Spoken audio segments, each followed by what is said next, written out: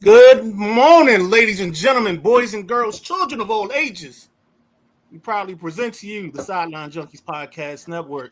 And on this good Sunday morning, we give you what we call the Sunday Rise. This morning, we're going to talk about a bunch of topics. We're going to have a spot where the fellas will be off camera, and you should be hearing the words of Candy Waller, Bowie TV Insider. You're going to hear us talk about the Commanders and the Patriots game. We're going to talk about another incident in the WNBA, the MLB scoreboard, the Little League World Series qualifying teams. And then at the end of the show, with your interaction, we're going to talk about if you had control of the Hall of Fame, what's 5 moves you would make on your first day that's putting people in the Hall of Fame or it's taking people out. It's however you want to do it. So, again, Hall of Fame control is in your hands.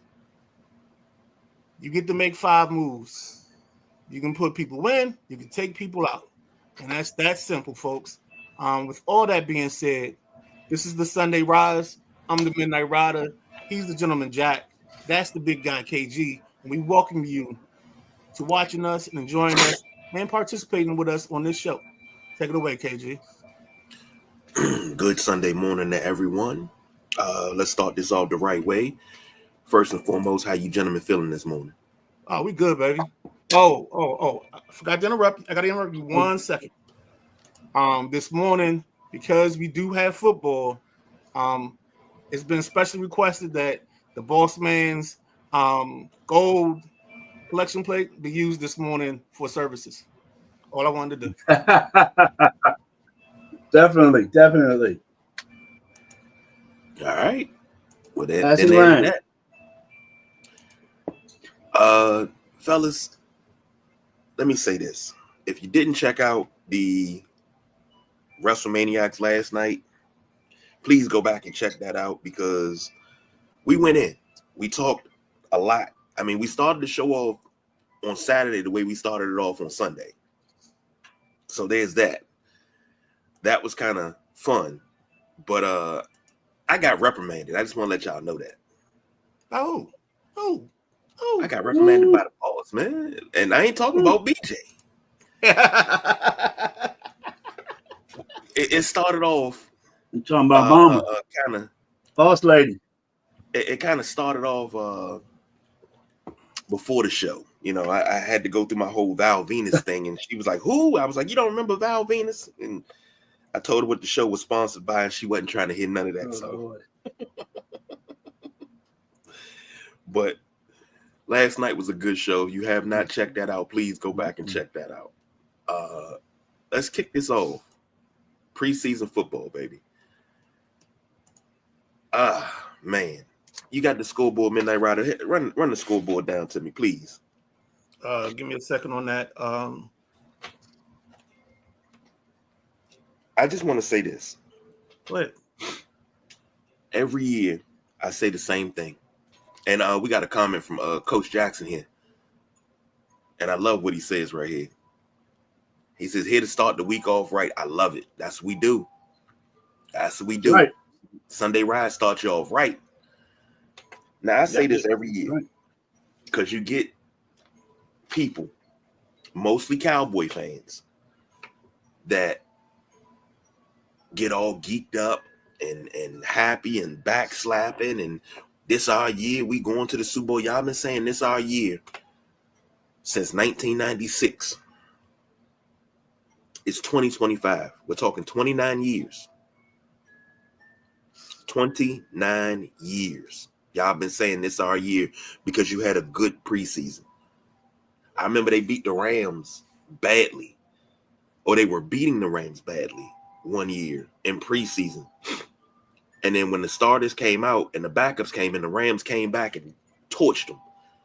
And particular Cowboy fan that I'm related to was all, you know, well, this our year. We're going to do this. We're going to do that. And then he was quiet in the second half. This is preseason. You can't hang your hopes on preseason because if you hang your hopes on preseason, you know what you are? You're a mid-90s to early 2000s Redskins fan. I don't qualify for that. What do you mean? Meaning that preseason is preseason to me. So I don't follow the delegation of what you claim that It is. Redskin fans do. I don't do that. Well, hold on. Let me put it this way. It wasn't every Redskin fan. I was guilty of it for a short time, but we would get certain players in first preseason game. We come out, we win 27-10. Oh yeah, we would win.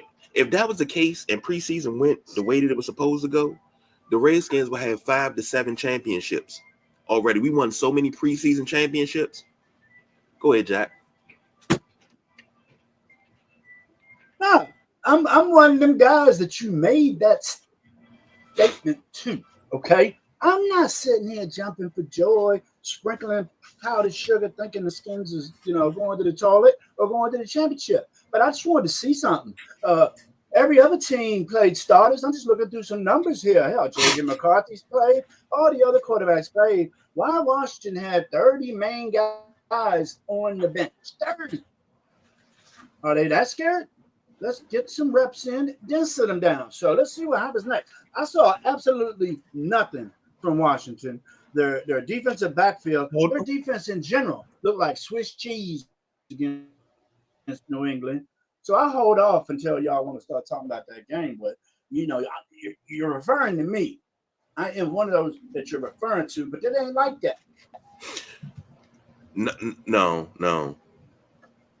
What I'm saying is, after one game, you automatically saying we going to the Super Bowl. This is our year after one preseason game. That's what I'm saying. Nah. But go ahead, Midnight Rider. What you got? Give me some. Hold on. I like let me start this off right. I like 6 names in. There's a gleam. All right, ladies and gentlemen, we start this off. We got to get everything going. Okay. All right, we start this off right. Thursday night, Ravens 24, Colts 16, Eagles 34, Bengals 27. Raiders and the Seahawks fight to a tie at 23 on the Friday night slate. Huh? On the Friday night slate, the Lions 17, the Falcons 10, the Browns 30, the Panthers 10, the Patriots 48, Commanders 18. On the Saturday slate, the Giants 34, Bills 25, Vikings 20, Texans 10, Steelers 31, Jaguars 25, Rams 31, Cowboys 21, Buccaneers 29, Titans 7, Jets 30, Packers 10, Cardinals 20, Chiefs 17, and the Broncos 30, 49ers 9. That's what you have for your week 1 slate. Scores tonight on Sunday, today at 1 o'clock, you have the Dolphins versus the Bears, and then the Saints versus the Chargers. And that is your NFL slate and scoreboard. Matty Ice chiming in. He said preseason week 1 overreactions are always funny. They are. Like, you got people talking about the Cardinals. The Cardinals, bro. We definitely going to the playoffs. No. Coach Marcus Jackson says, how do we feel about second-year players sitting out? I'm going to throw that to you two gentlemen first and let y'all answer that. I'm going to go ahead and kind of look around here. Go ahead, Jack. Yeah. I think they need to be in the mix, Coach. I think they need to be in the mix. I really do. You're a 6, 7, 9-year vet. Yeah, you can sit. But just because some of these players had outstanding years last year, we ain't got to wrap them in bubble wrap, man. Let's get some reps in, keep them crisp and clean. And ain't nothing like game reps. You're not going to do that in practice.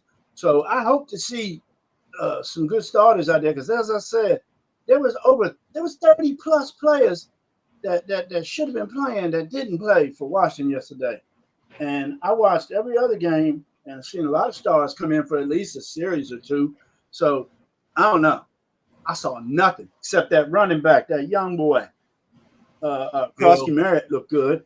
And so did Demetric Felton. Felton looked good. He's from Maryland. And Jacoby Brooks, he had a nice game. So you're looking at a couple youngins, man. Felton is not from Maryland. He's from UCLA. So I think New England ran the ball well.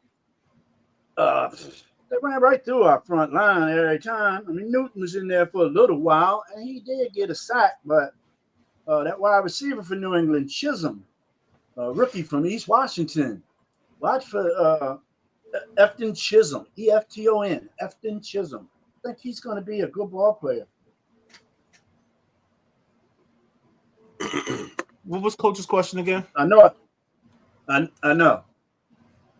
How do you feel about second-year players sitting out? I know I answered long, but go ahead, babe. Well, the way I feel about second-year players sitting out is I think that's something that you guys start getting used to, because I think the coaches now value more the little scrimmages they do, the joint practices more than they value everything else. So with that being said, that's why you get situations like this. I think they saw what they wanted to see from week one out of the joint practice. They held out 30 guys because they wanted to see their younger guys. I think this was the best thing for their young guys because you said it before. It's not like real live reps. So taking out what you took out and playing who you did is fine with me. Well, in this big era of more joint practices, I mean, we used to have joint practices back in my day. We used to practice with the Steelers all the time because we was always in Latrobe or Carlisle, so we always practiced with the Steelers. But I guess you get a little bit more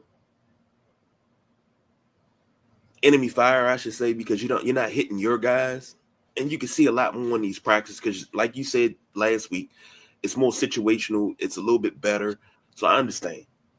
But I mean, I'm not expecting the starters to play the whole game. One series and out. That's it. One series of scripted plays and we're out.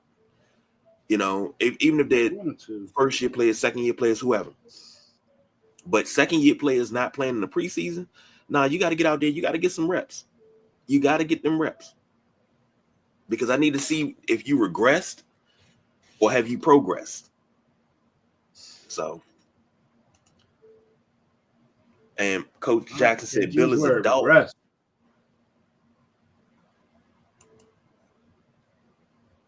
Maddie said teams don't want to risk injury to starters in preseason games, probably get more out of the practices than the games now. Yeah, which is one of the reasons why I think they're getting ready to do away with the preseason. We'll go to 18 games. They'll do away with the preseason, and we're done. We'll be sitting here twiddling our thumbs, and you'll have to pay $19.95 to see the joint practices.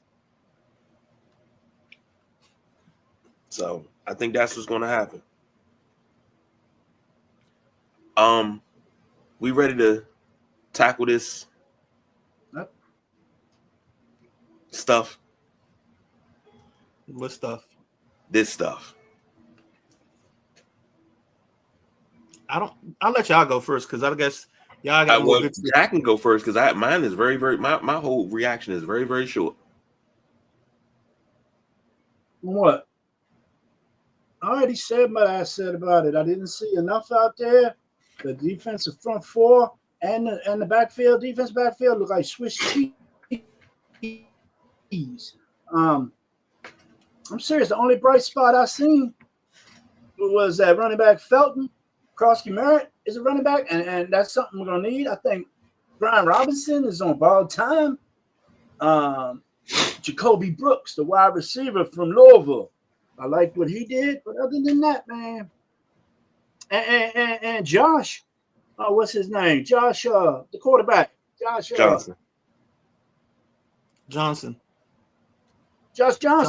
He ran the offense the most fluid. Yeah, Josh Johnson ran the offense most fluid.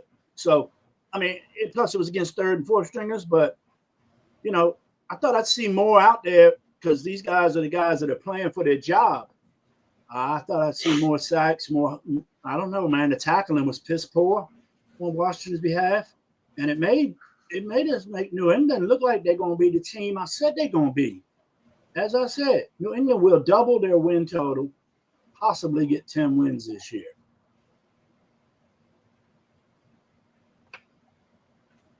You want me to go now, Midnight Right, or you want to take this? No, you can go. I said this online, and I'll say this again. Basically, what we're talking about is practice. Not a game. Not a game. Oh, Lord. Practice. That's what we're talking about right now. Practice. Not a game. Practice. This means absolutely nothing to me because guess what?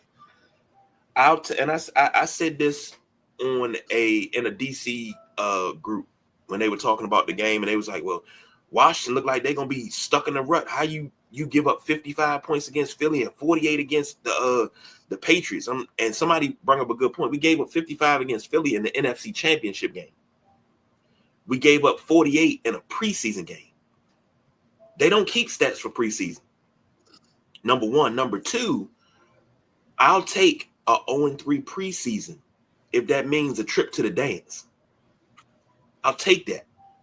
I remember years that we went 4-0 in the preseason. We were high off our horse, and we went nowhere. I remember going 1-3 in the preseason and being the best team in the NFL. I don't think that this coaching staff is trying to show too much too soon. And they got to work out some kinks. I don't see this as them trying to prove anything. Everything's going to be vanilla. Everything's scripted. It's vanilla. It's as vanilla as you can get it. This right here, this is no indication of what the season is going to be. It's some things they're going to have to work on. Like Coach Jackson says, tackling pool, flags for days and no energy. You're going to have to work on that. Going to have to work on that. Huh? Oh, special teams, yeah, because they opening kickoff. Special teams, you gave a 100-yard kickoff. You gave up a 60-yard kickoff, 40-yard kickoff. It's terrible. You got to work on that. This is stuff you're going to have to work on. And Maddie said they would keep 2 preseason games. They mean something for the back of the roster. Yeah, they probably charge you to watch that. I agree. But, I agree. Fellas, I'm not feeling no ways about this. It don't matter. I'm okay. We're good. We're good here. You done? I'm done. I thought I liked what I saw because now it takes away the doubt. Like, you know what you got, you know what you're seeing. When a coach is coaching and he says, oh, you got to take that extra step, and the player was resistant, they can't resist that coaching now because we got it on tape. We see that you didn't do what you needed to do to be where you had to be. So for me, I like games like this because it reinforces the teaching and makes you listen hard because it's on tape now. The tape don't lie. Whatever cheating or whatever you were doing in practice because you knew the plays, because you've been practicing against your own teammates and you cheated your technique. Now we see it. And now you got to fix it because you've let it slip for the weeks when you knew what was going on and what was going to happen. That's why I love these moments. They're teaching moments. The one thing I did see is that Sam Hartman isn't an NFL quarterback. He can be a backup. He could be the third or fourth guy, but there's no way he can play on a consistent basis. But I will back it up with this and say that his receivers did a piss poor job of trying to catch the football. I saw several occasions where it looked like they spiked the ball before they even got it in hands. The kicker, I don't know what he's done. Last 2 times I've heard him kicking, he's missed 2 long field goals. I thought that was a concern for me coming into the season. It looks like maybe it'll be a concern now if he continues on this. And then in terms of the defense, I thought Amos showed you something. He was in the guy's hip pocket on a couple of plays he was in. And then everybody else is just kind of a mixed bag. And I'm glad we got to see some of that stuff on tape. I think Jeremy Reeves is another person that made some plays. So that's kind of just what I have on it. I think this is a great teaching moment. I worry about the third quarterback for some reason. I feel like I'm over here channeling my inner Chris Russell. And I told him that actually yesterday. Because I made these comments on Linnell's show on 106.7 yesterday morning or evening. Go ahead, KJ. I mean, I'm okay with this. I'm okay. This does not change my hopefulness of the season. And is it discouraging? Yeah, you want to win every game you see your team. You want your team to win every game. You do. But I guess I'm a little older now. And I got to remember what my grandmother used to say, you can't win them all. And if I got to sacrifice preseason wins for in-season wins, I'm with it. So, next up, you got insight from the Commanders insiders. I mean, Midnight Rider, you coined the phrase. What? And you hit you. What happened to insight from the outsiders? Well, because I wanted to specify that they were the Commanders beat reporters or a beat reporter. That's why I wanted to give it credit that way. Okay. All right, let's take a break, come back, and then we'll get to that. Stay tuned.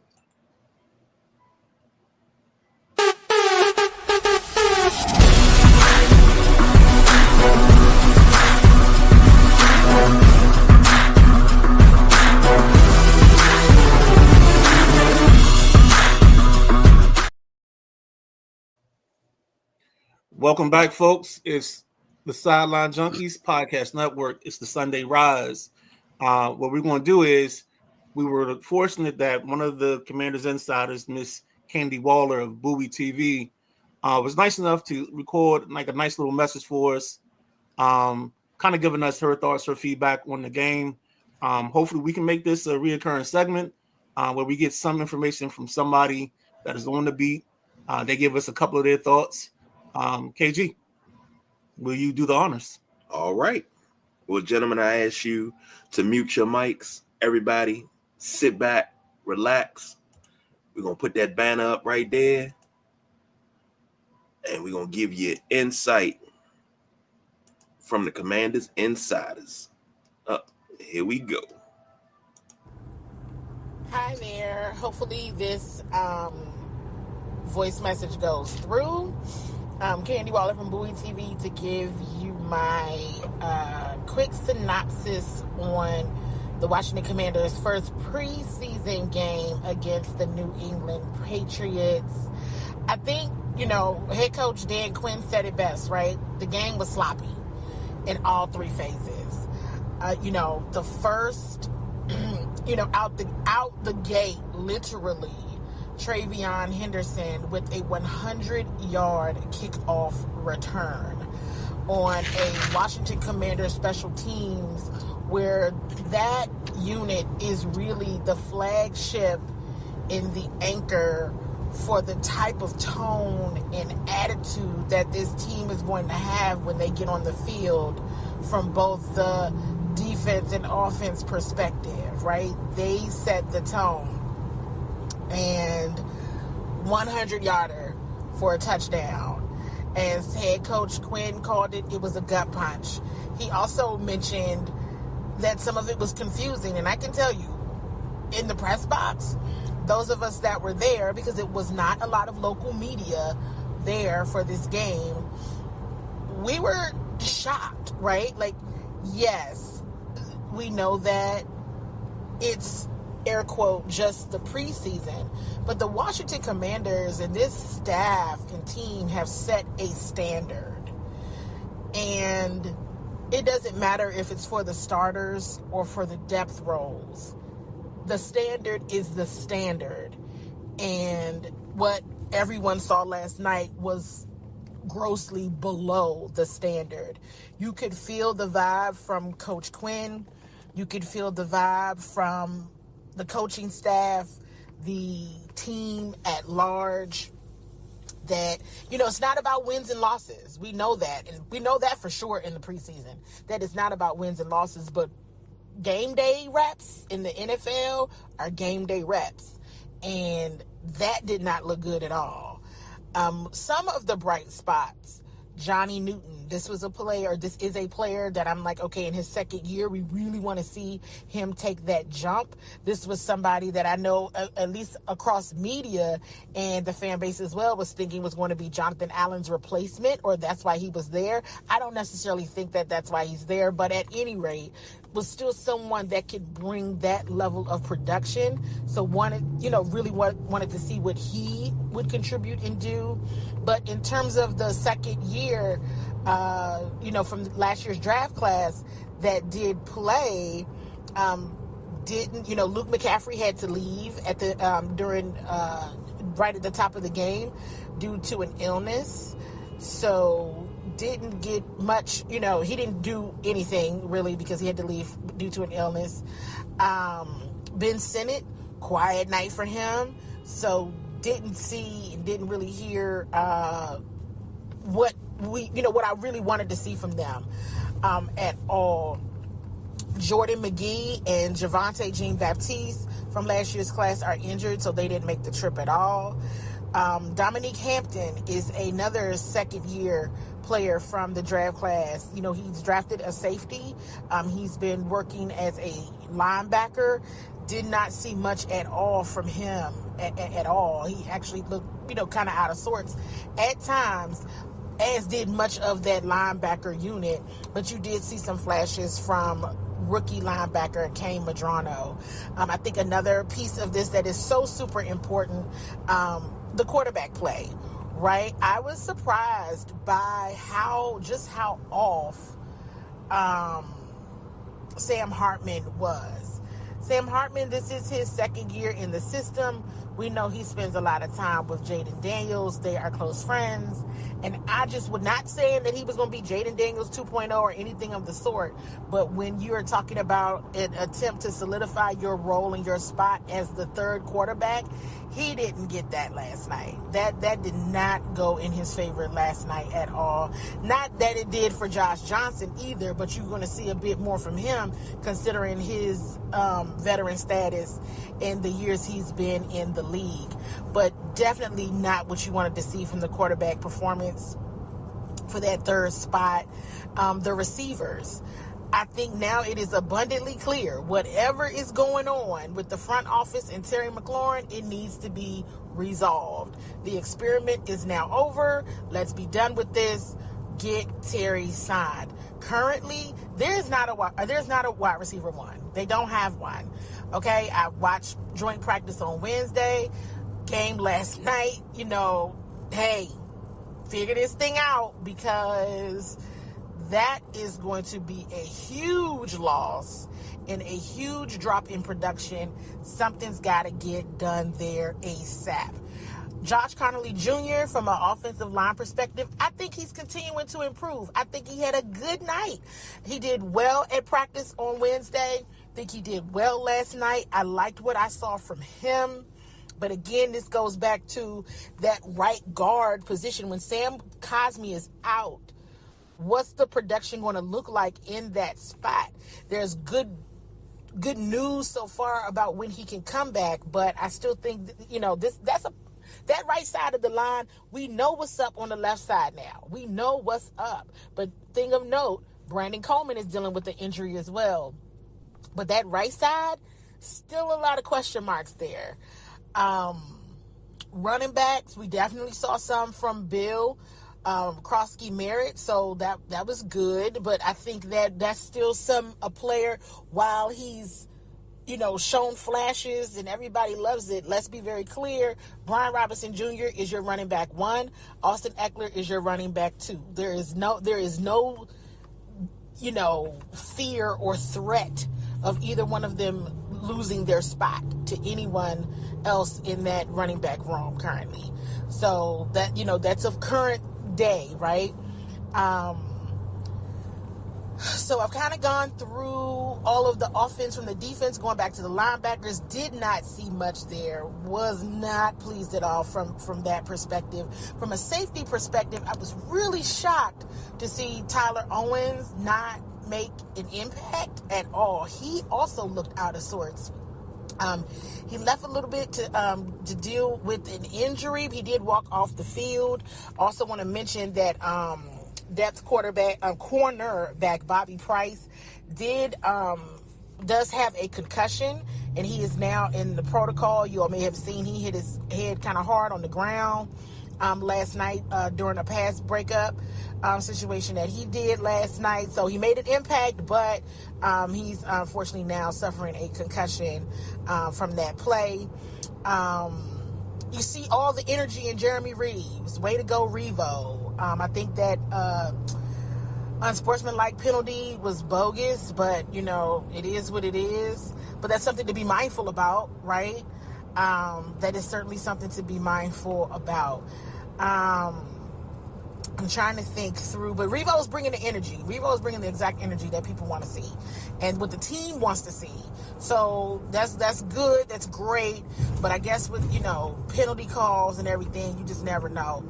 And, even with the energy, sometimes it's just not worth those penalties. Speaking of penalties, the Commanders, I think I stopped counting at 12. I think they ended up with 13. Maybe Coach said they had 15. Either way, this goes back to the Commanders' standard. This goes back to whether it's the starters or the depth. It is unacceptable. So let's see what happens for this team to improve, because those penalties, I know that it's something that grinds Dan Quinn's gears, and it's just not good. So let's see what happens there. I'm trying to think. The kicking game. Not good. Not good. And, some days I was like, it's all right. From a distance, not looking so hot. So let's see what happens there. Because, the kicking situation isn't what it was last year this time. But is it solidified, in my opinion? No, it is not. So, saw Matt Gay miss a couple of field goals at Wednesday's joint practice at the end of practice. Again, when he has to deal with the distance, not good. And we saw him miss a 49-yarder last night. I think Tress Way got more work in last night with punting than he did probably the whole first half of the season, if not the whole season. So, not good. Again, not panicking. Let me be clear on that. Not panicking. But let's be for real here. That wasn't Commander standard football right there. And you still want to see that standard upheld amongst the depth, because we all know how much depth matters on every NFL roster. So we can't just brush it off like the starters didn't play. So that's why they look like that. Not good enough. Because, the Patriots starters didn't all play, the whole game, is what I mean. Because, of course, they played at the beginning. But, they had a special team score and an offensive score rather quickly. So, I think that's kind of it in terms of what stood out. Quick synopsis. As you can see, I could talk a long time about this topic because this is what I do. So, hope this is helpful. And thank you for asking for my quick synopsis.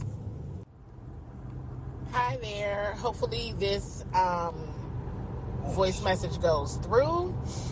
Candy Waller from Bowie TV to give you my quick. My bad, I had it on repeat, but there we go. Take it away, Midnight Rider. No, that's just a quick synopsis given to us by Candy Waller of Bowie TV. Like I said before, we thank her for her contribution.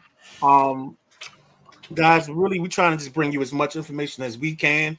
And I know sometimes you get the same things from the three of us because we all have our things that we stand on. And every now and then we'd like to give you a fresh voice, a different voice, someone else who's in the business of talking sports and can just give you some insight that maybe you don't get from us. Even though she said a lot of things that I said and that Jack said, and KG. So I hope you guys enjoyed it.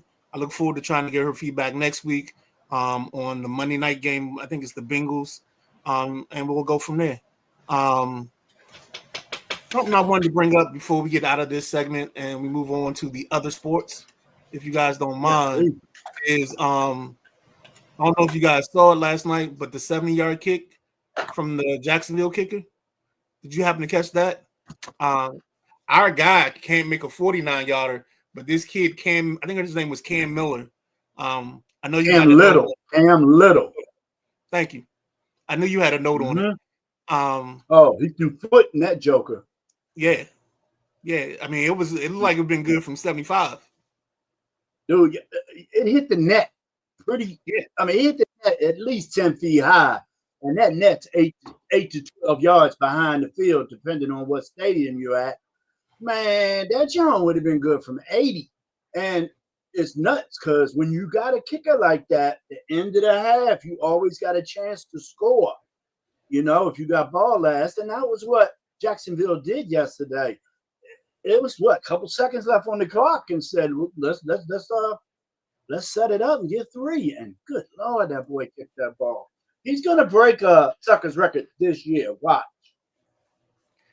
I'm not that confident yet because I haven't seen the kid kick other kicks. I mean, I feel like when you started saying that, I just heard Coach Boone talking to Sunshine, telling him he could throw it a country mile, but he can't pitch it 2 feet, and that's the one thing I worry about. I worry if he doesn't have the accuracy short. I don't know if he's a rookie or not. I can't remember his status, but that's the thing that would worry me is can he nail the 30-yard, the 35, the 40-yarder? It's great you can kick it.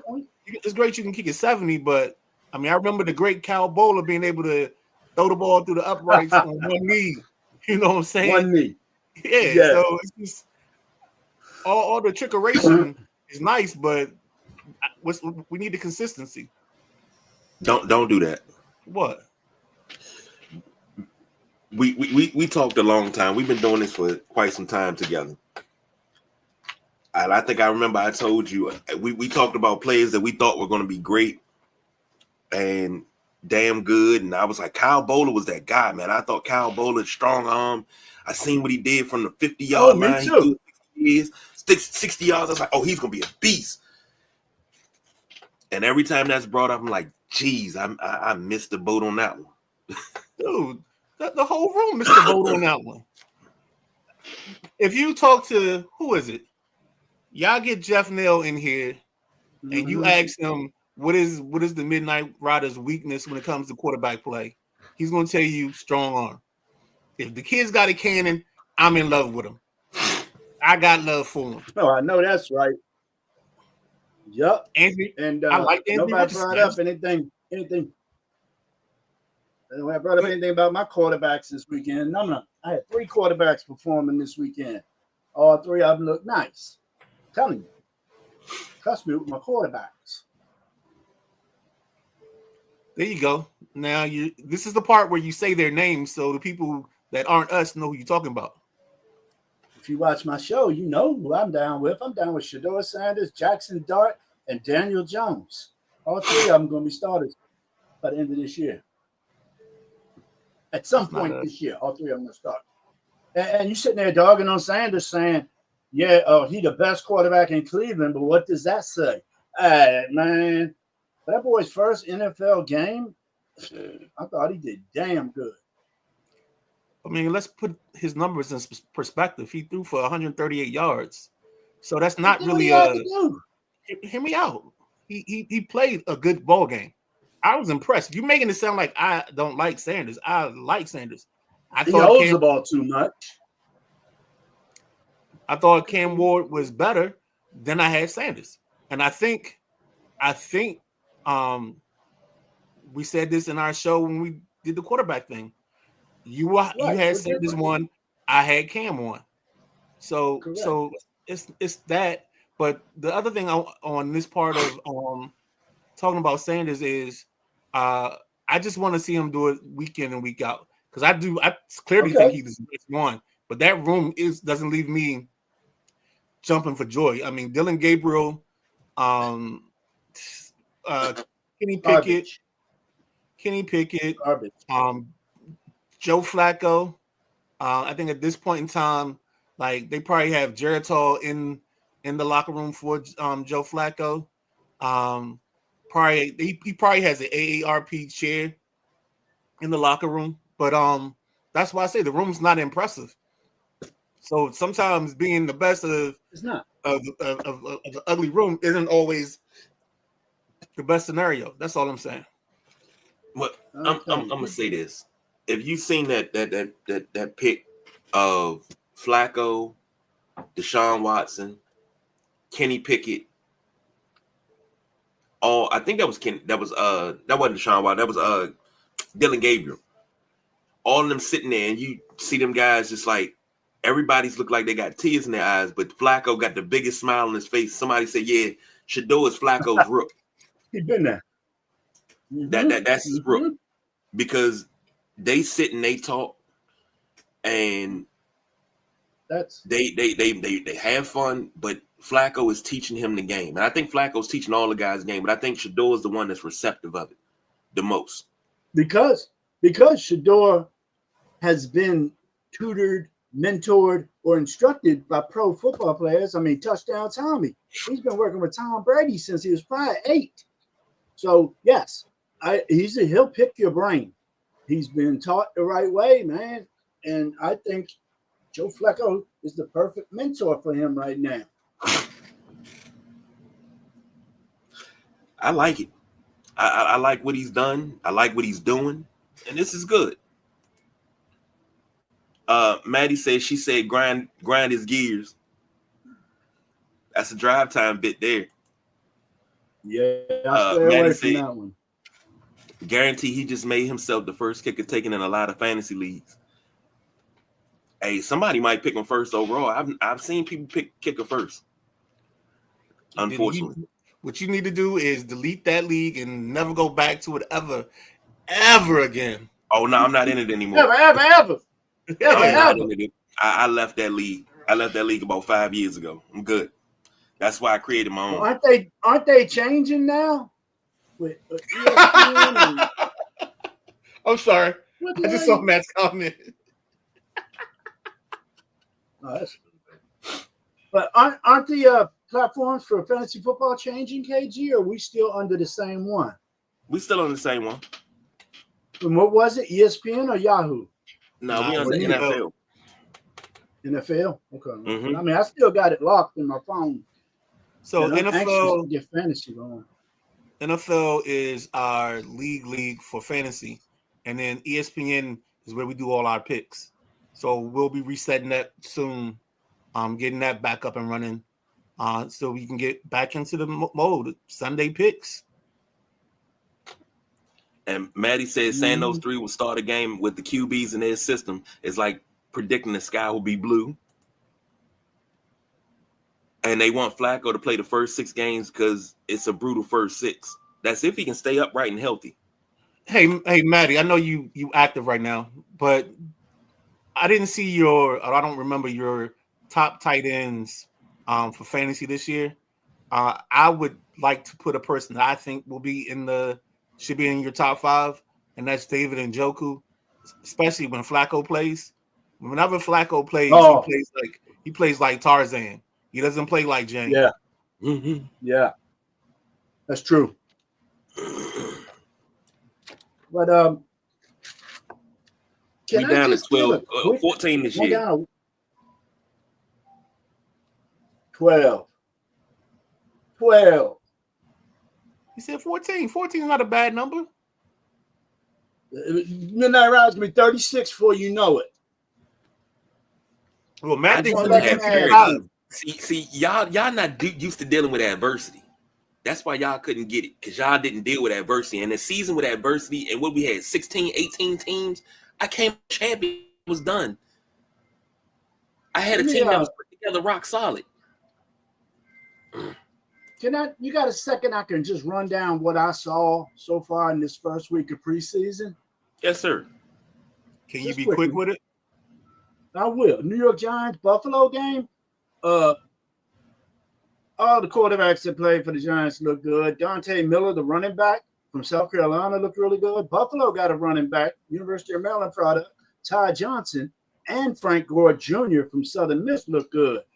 They're both good out of the backfield. Indy and Baltimore, no good quarterback play out of anybody Baltimore put up there.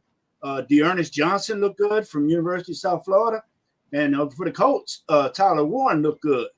The Cincinnati and Philly game, Tyler Burrow and Chase, they picked up where they left off, man. Had a great 2 series and said, see you later. Let's get these pads off.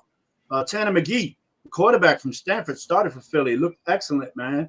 He had a 135 quarterback rating. Will Shipley, the running back from Clemson, looked good for Philly as well. Vegas and Seattle, that North Dakota State rookie, Cam Miller, he looked good. He's throwing quarterback over there with the Raiders. Shedrick Jackson, wide receiver from Auburn, he looks good. Drew Lock started for Seattle, had a decent game. Milrow held his own. Detroit, Atlanta, Easton Stick was quarterback, and he's from North Dakota State. He had a hell of a first game, 149 yards and a touchdown. Dylan Drummond, wide receiver, he's going to be sweet. Eight targets, 8 catches, man. Kyle Allen started for Detroit, had a decent game. Cleveland, Carolina. Sanders, really good game in my opinion. Bryce Young, he was crisp and quick to the point. And Tetron McMillan, he's going to be sick in this league, and I think he's going to revitalize Bryce Young. That boy from Arizona, what was it? The Arizona rookie Midnight Rider? Yes, sir. I like Tetron McMillan. He's going to be nice. And in the Redskins game, Demetric Felton looked good at running back, and Ja'Cory Brooks looked good at wide receiver. Let's go jump to the Houston, Minnesota game. Xavier Scott looked good for Minnesota. That's about all I've seen out of that game. Dallas got a player, Malik Davis. He looked really good. I think he's a running back over there. The Rams, Stetson Bennett threw the whole game for the Rams. They only had one quarterback, and he had a good game, man. Good. It had 16 to 24, 188. Huh? I was going to say, if you don't mind me interrupting you real quick, when he Not got at all. drafted, I'm almost done. when he got drafted, I told KG this because I don't think you were on the show with us yet. But I think Stetson Bennett is one of the perfect quarterbacks for Sean McVay. Just like I feel Bo Nix was perfect for Sean Payton. And I think if Bennett ever has an NFL career, it's going to be there in LA or nowhere. Go ahead. Yeah, I'm sorry. No, I remember you saying that. I was here because I'm a big Stetson Bennett fan. The only thing that I think hurt Stetson Bennett, he stayed in college a long time. He probably played 6-7 years. Yep. So he came out of college at 26. You know what I'm saying? Something like that. He's probably damn near 30 now. But I've always been a Stetson Bennett fan. I think he's a very fundamentally sound quarterback. So, yeah, it could be his spot. The Pittsburgh against Jacksonville game, Thompson and Rudolph looked great at quarterback for Pittsburgh, actually. Both of them had fine first game numbers. And same with Jacksonville. All their quarterbacks look fine. I think they put 4 out there. Hollywood was only out there for 4 passes, 2 passes, something like that. And then that's the game. Cam Little, 70-yard field goal with plenty to spare. Tennessee Tampa Bay game, man, I didn't pick up much about that. There's a nice running back for Tampa Bay, but if you're behind Bucky Irvin, shorty, you might as well go look for a job somewhere else because Bucky Irvin got that on lock. But this boy's name is Owen Wright out of Monmouth. He had a good first preseason game for Tampa Bay. And Kansas City, Arizona, I didn't see much out of Kansas City. Running back for Arizona, Bam Knight out of North Carolina State. Keep an eye on that kid. And then the Denver-San Fran game, Denver 30-9. Jared Stidham was the quarterback. I forgot where he's out of, but I thought he was going to do something, and he fizzled. He had a decent game. Out of Auburn. Yes, that's right. So yeah, he's He's Vogel Hill's stepson. That's what I used to call him. Oh. Because Hill was big on him. Oh. I wasn't huge, but I thought he was going to do something. Because he's what, 3 years in now? 4? Yes, 3 or 4. Something like that. Mm-hmm. So that's what I saw from the games that we had this week. And it was pretty cool having games Thursday, Friday, Saturday, and Sunday, right? Is there a game Monday? No. The slate ends today at 4. But I ended up taking in some more banana ball, man. I've been watching that a little bit lately. Hold that for when we get to baseball, man. Now, real quick, last football note. I think ESPN has stated that they're dropping the double headers on the same night. I don't know if that goes in effect this year or next year, but they will stop doing that here in the near future. That's kind of just a regular season note. I think we're done with the preseason. KG. Well, hold on. all Matty right. answered your question. He said Scooter had him top 5. I had him in my avoid just because of the QB room may not be the same week to week. And Matty said I had the best record in the regular season, but they crapped out in the first playoff game, picked the wrong week to stink it up. And Coach Jackson said Coach need that wrap AR and bubble wrap. You can't bubble wrap him because he don't play. He hasn't played enough. This guy's got like the lowest snap count for a quarterback. He had it in college. He probably played like 10 games at the most, and he was hurt most of the time. But his athleticism, like I told y'all on draft day, I told you in the pre-workouts, he's gonna go to the combine. You gonna see his arm, and somebody's gonna draft him high. Yes. Well, he was rated very high in fantasy last year. He's a dual threat. Before I want to say, correct. He's a dual threat. So I think honestly, with him and Jonathan Taylor, they should be a dynamic duo. They should be killing because you got 4-3 going this way and 4-3 going the other way. You pick which just 4-3 like Jackson and Henry. Yeah, just like Jackson and Henry minus the 4-3. Yep. But yeah, dual threat quarterback with a hell of a running back, that makes it hard to stop the run. But you gotta have the right OC to set that up, bro. So maybe that ain't, maybe. And the QB gotta be healthy. No doubt. But I told you who's gonna be QB over there. Yeah, we know. Daniel Jones. Let's take a break. That's my boy. I don't see why, but he comes out of the Coach Cutcliffe package. I'm telling you, Cutcliffe is an underrated coach. And I said it today on 24/7. He put out Peyton Manning, and Daniel Jones is going to be, not Peyton Manning, but he's going to be solid. Let's take a break. Come back, reset, finish this thing off. Be right back.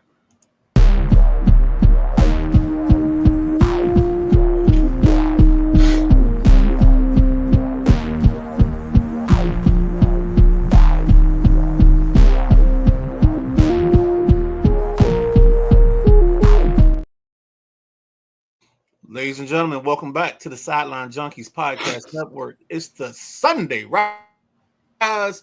It's the Midnight Ride of the Gentleman Jack and the big guy KG. We've taken you through all the preseason football information. Now we're going to hit you with just a couple things that we have left. Also, I want somebody to take notes or people that are in the comments. We have our question of the day that ends the show. And it's, if you were in charge of the Hall of Fame for one day, what's the 5 moves you would make? You can take people out of the Hall of Fame. You can put people into the Hall of Fame. Again, this is just 5 players. I just realized I didn't even specify which Hall of Fame. So if you want to get crazy with it, you can do a little bit of everything. But that's just my thoughts or our question for the day. KG, take it away. Well, we were talking a little bit about this last night on the WrestleManiacs of all places. Oh God. And we didn't hold back. The boss BJ, the Midnight Rider Jack was in the building, so was Matty Ice. Only one we was missing was Coach Devon. But they had another incident happen with something being thrown on the court. Midnight Rider, if you got any details, was it green this time? No, I think it was purple. Here we go. So now I get a skin tone. So yeah. So now we've gone from neon green to Barney purple. Mm.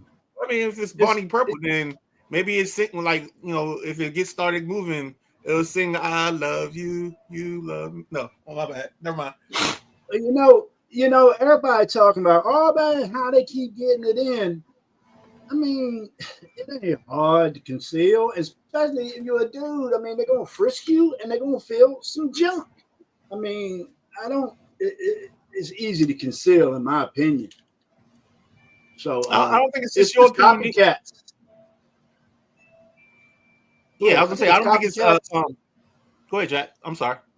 No. Continue. I want you to add on. Just I thought it was copycats. Now I do. Yeah, I think that's part of the it. main culprit. I think that's exactly what it is. I think it's copycats going. I think that the WNBA tried to have a no bag policy, which looks like it didn't work in this situation. Like Jack said, you can conceal it. I think the sideline. I mean, I think the WrestleManiacs said some colorful ways of people concealing it, but it can be concealed and brought into the building in some very inconspicuous ways. So I think they're fighting an uphill battle. I think they just got to deal with it. It's just going to be a thing. This is out. Jack, unfortunately, with the world that we live in and the attention seekers that we have in this world, I think we're going to get this throughout the rest of the season.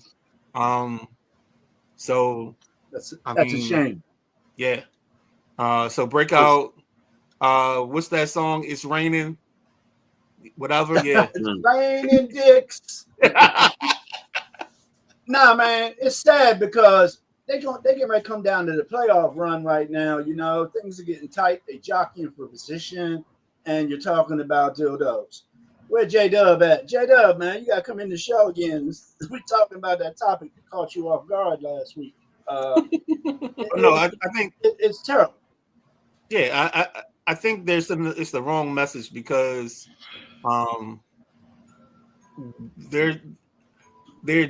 it's I don't know. I don't know what the word is, but it's the wrong thing for them right now. They're taking away from these women and they're having their moment and like let these young ladies shine. Because we might not have this next year if the labor negotiations don't go the right way. Mm-hmm. And the media needs to leave it alone a little bit too. You know what I mean? And then say that again. The media needs to leave it alone. Stop boosting it up so much.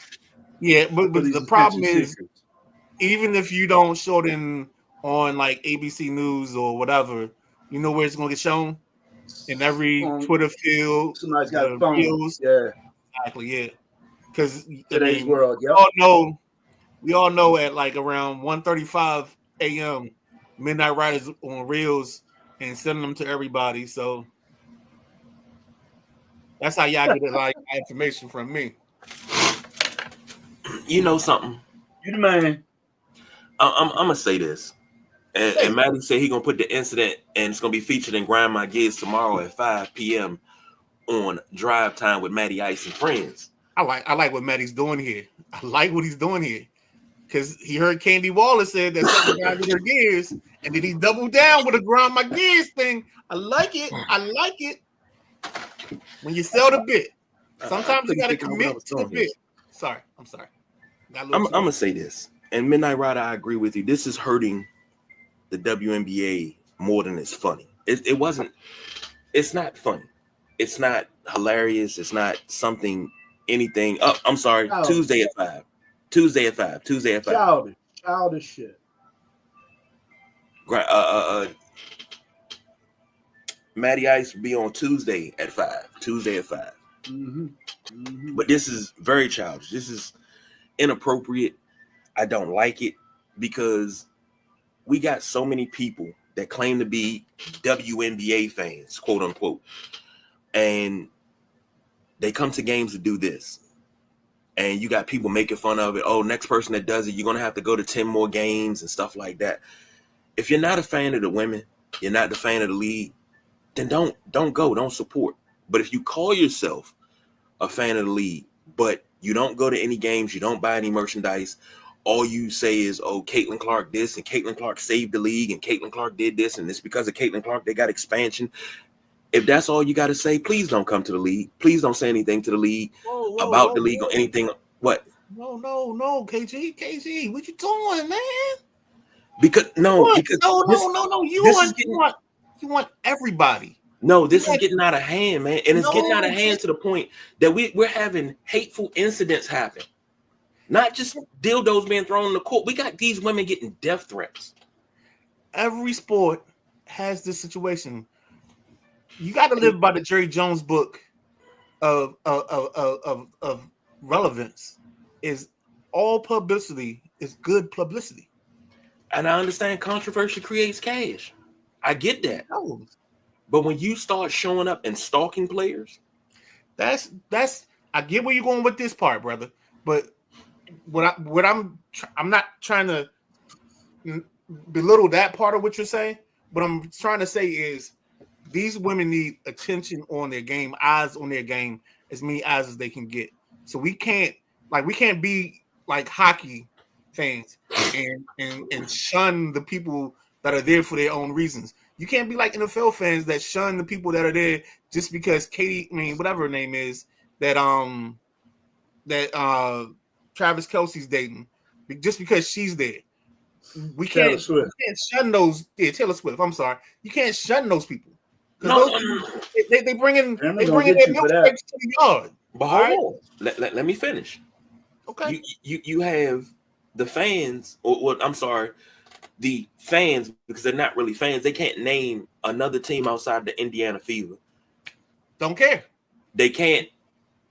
Their most hated player is Angel Reese, and they don't know why they hate her because media told you to hate her.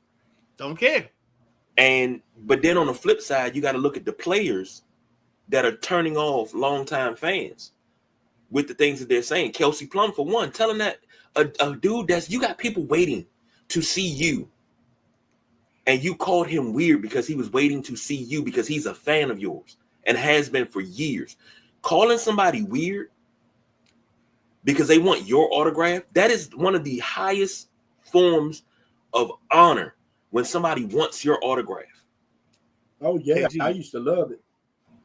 You got to, again, you're going to you can't, what you're about to start doing is you're dancing on both sides of the fence.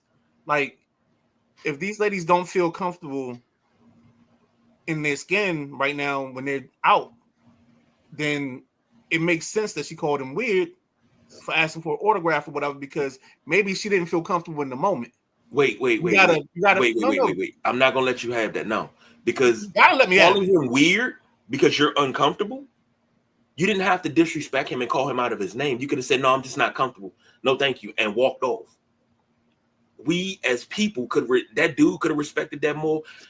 Us as fans could have respected that more. You let it know that you weren't comfortable doing it. I'm okay. Thank you. Security's right there. They're behind a barrier, so they can't get to you. You got to walk to them. But calling him weird is probably one of the most disrespectful things you can do. Calling somebody out of their name because they're a fan of you. So you mean to tell me, Midnight Ride, if I came to you and asked you for an autograph, you'd call me weird because you're uncomfortable?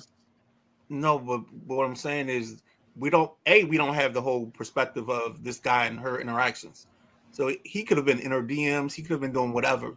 I'm not trying to make this an incident of that nature. I'm just saying you're saying that these women are having death threats and things of that. So they have a right to be on guard and guarded when they get in situations. That's all I'm saying, bro.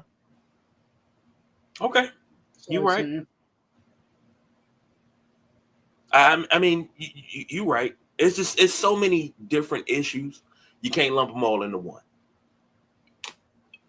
Boom goes the dynamite. So I'll give you that. All right.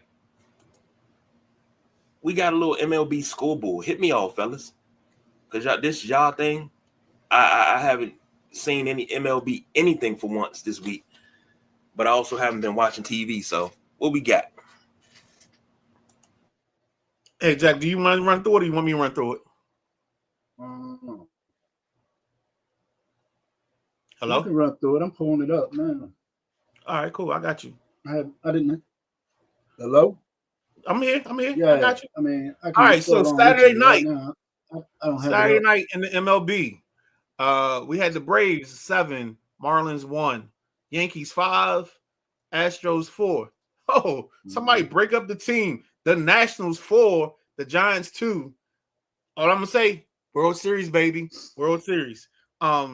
Angels 7, Tigers 4, Reds 2, Pirates 1, the Oakland Athletics 11, the Orioles 3, the Guardians 3, the White Sox 1. Who was feeling in that game?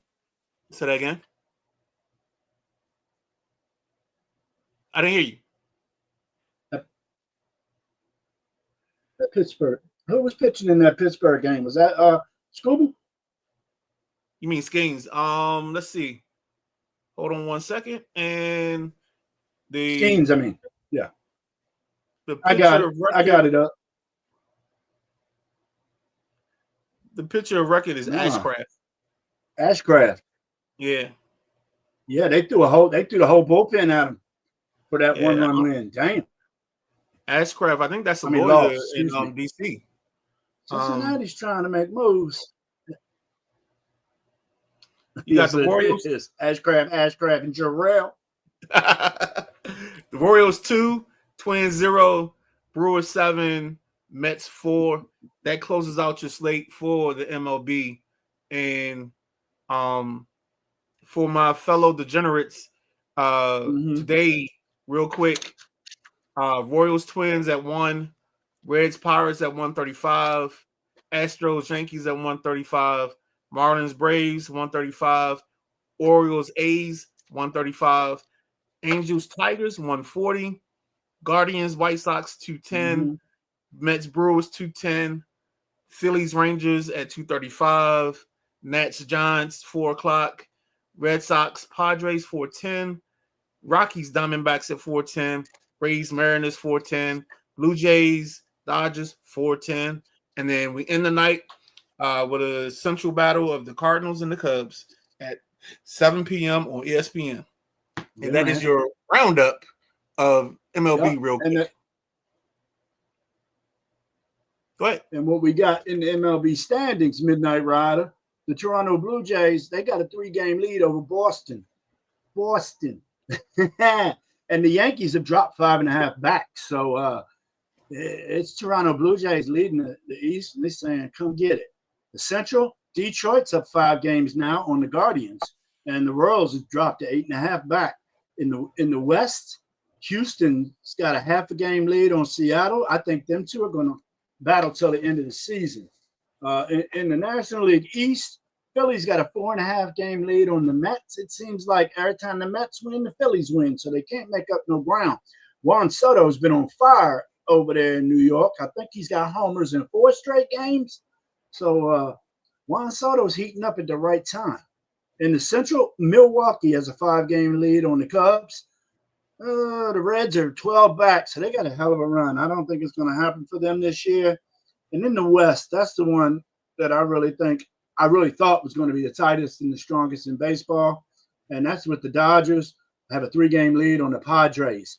The bad thing is the Giants have dropped 9 back. So I think it's just going to be a 2-game race, a 2-team race in the West. So I enjoy watching both San Diego and Los Angeles Dodgers play ball. So that's the standings, Midnight Rider, to go with your scoreboard. Jack Carr, like always, I appreciate that. This is why when you come to Wednesday nights and some random Mondays, you get in the passenger seat. You get the precision. You get the best tag team in all of the Sideline Junkies Podcast Network. And if we gotta defend our titles, we will. I know the WrestleManiacs won our belts, but wait. Want your belts? Hey man. Want your belts? Hey man, look, man. It's the best thing going today when you deal with Jack Carr and the Midnight Rider. That's all I'm saying. Let me. Whether you like it or not, learn to love it. Like it or not. Learn to love. Let me get myself situated here because I think I heard you wrong. You didn't hear me wrong. You think you and Jack Carr? You think you and Jack We Carr? took that title. We You took guys that can't title take because that we title. did. You can't take We that did a title. 2-hour, 15-minute show. We've done mega shows. But that's just it. That's just it. Got 42 We interviews wrote the under our fucking belt. book. We the reason why we got a time limit. Well, the thing is, you wrote the book, but we threw it out the window because we just use our phone now. We don't need a book. Got you. Right. So look, fellas, and we're gonna start doing some double down. I think we're gonna have a three-peat for you one week because everybody knows Monday is our special night when we get too crowded. But in 2 weeks, I believe we're gonna have a Monday, Tuesday, Wednesday shows, and it's just gonna be we're gonna call it a three-piece. So what we're gonna have to do is on the Tuesday night flight, we're gonna have to air the Tuesday night flight at 7:15, go 45 minutes, because we got a in the passenger seat special on I think that's the 19th, where we have the but we start at 7:15. Huh? That's your boy, and he wants to start. We'll talk post show. Yeah, okay. Okay. Well, how are we working? We just worked that out. So, but no, we've got some guests. We starting to load up and mount up. I know we have Chuck Rogers, Sidwell Friends coach on the 18th. We have Kevin, I think his name is Litley from Nats Talk. So we're gonna try to procure that relationship into something where maybe he can get us some Nats Talk when we go into all season and into the regular season next year. We got Wednesday that week. I don't know who we have. We got coming up this week. We got Mike Hickman. Mike Hickman's with BHC Flag Football down in Southern Maryland, and you know flag football is hitting the scene, man. It's the new up and coming part of the game of football is flag. It's very competitive, and everybody's seen it on NFL Network and ESPN these past couple of months. So we got Mike Hickman's going to be on with that, and then after that we got first-year Northwestern baseball coach Joseph Woodring's going to be with us, and then I got a football coach from the lovely state of North Carolina. I got Sean Murphy from John Paul II Catholic High School in North Carolina. That's going to be a great talk too. So you never know who we're going to have on the show, Midnight Ride. Ain't that right? That's right. But KG, I need you to load a drop of the what's the joint? North Carolina, throw your hands up. I need you to throw. I got a couple of requests. Around here like a yeah. We want that for put that in the passenger seat. But for here, when we do our jumps to the insiders, I want to either have the NFL Network music for when they start this show, or the NBC. Okay. If we can procure, I say procure both, and we just make our own choice when we get to it. What was that one? Wasn't it Monday Night Football used to come out like dun dun dun? Yep. Actually, that's even better. Let's rock that one because that's my shit. I mean, I like the new Jones they do on Monday night with the singers. I like it. I think a lot of them are pretty good. But that old school dun. Yeah, we want the 70s, 80s version. That used to, That hey, I get like the Rock. I just point at my arm because the goosebumps come up. Oh Lord. Couple of comments real quick. Anthony said, KG, when you said incident on the pen for the this video, I thought the first thing it was another purple. They threw a purple one this time.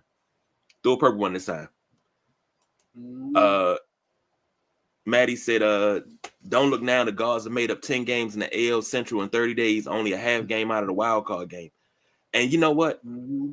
I said that was possible. I said it's possible. You know, we were at All-Star break. I said it's possible for somebody to make up 10 to 15 games before the end of the season. They just got to have somebody to focus. Go ahead. You got to start right after the All-Star break, though. You can't start now.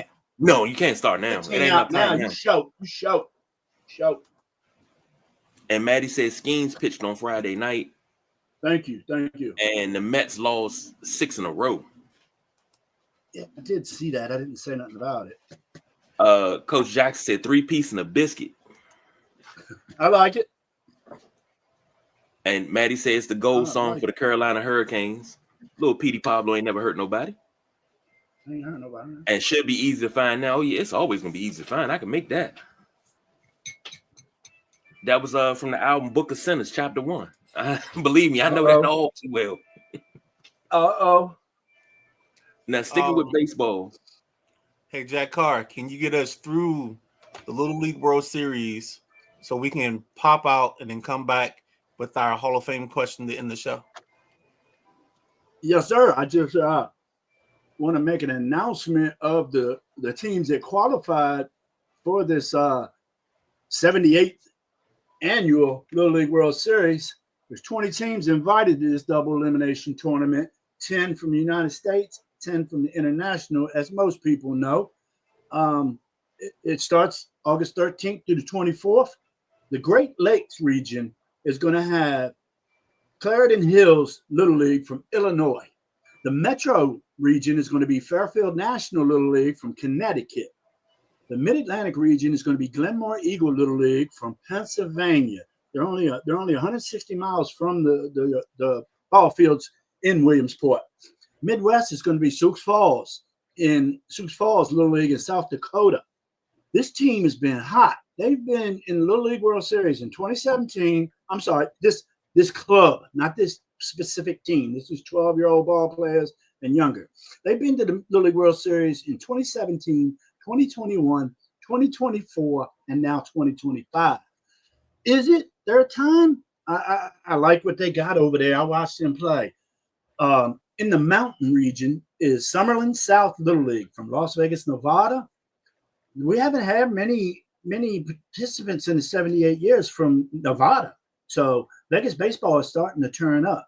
The New England region is Braintree American Little League from New Hampshire. The Northwest region is Bonnie Lake Summer Little League. They've been here before. They knocked out the defending champions from Washington State. So this Bonnie Lake team's for real. Southeast division is Irmo Little League from South Carolina. I'm sorry, they made a walk-off. I'm sorry, they defeated the returning champs. I had the note above. They defeated the defending champs, which was Lake Mary out of Florida on a walk-off. So that was pretty exciting. I watched that game too. Lamar Little League out of Texas is the Southwest, and the West is represented once again by Honolulu Little League. Hawaii, they're the 2018 and the 2022 champs. It's their 17th appearance in the Little League World Series. Pretty impressive. Little League winners by state. California has 8 championships. Connecticut has 4. Hawaii has 4. Jersey has 4. Pennsylvania has 4. Georgia 3. New York 3. Michigan 2. Texas 2. Alabama, Florida, Kentucky, Louisiana, New Mexico, and the state of Washington 1. Maryland just ain't had no luck, man. We get a team here maybe once every 10, 12 years. And that disappoints me a little bit, but I think these teams are just working year-round, and these are damn near travel teams that come to this nowadays. On the international side, the Asian Pacific is going to be represented by Chinese Taipei. It's their 4th straight. They got 33 appearances in 70-some years, 78, 79 years. They got 17 titles. In the Australian region, it's going to be Brisbane North Little League out of Brisbane, Queensland. And in Canada, it's going to be Little Mountain Little League out of Vancouver, British Columbia. In the Caribbean, it's going to be Aruba Central out of Santa Cruz, Aruba. In Europe, Africa region is going to be South Czech Republic Little League. Man, I ain't even pronouncing them names of them towns. I'm sorry. So we're going to go South Czech Republic. That's it. In Japan, you got the Johto Little League out of Tokyo. It's their 1st appearance, and they just joined Little League in 2022. Little League is becoming more popular now because these coaches see this coverage on ESPN, and they figure they got a shot, but that shot's real slim, man. Where did I leave? Okay, the Latin America is going to be the Cardinals Little League out of Venezuela. Mexico is going to be El Swing Perfect Little League. Mexico. El Swing Perfect Little League out of Chihuahua, Mexico. In the Panama region, it's going to be Vecmonte Little League out of Panama. In the Puerto Rico, it's going to be Juan A. Bibiloni Little League out of Yabaco, Puerto Rico. And a history of Little League winners. The U.S. has 40 titles. Chinese Taipei 17, Japan 11, Mexico 3, Venezuela 2, and Curacao 1.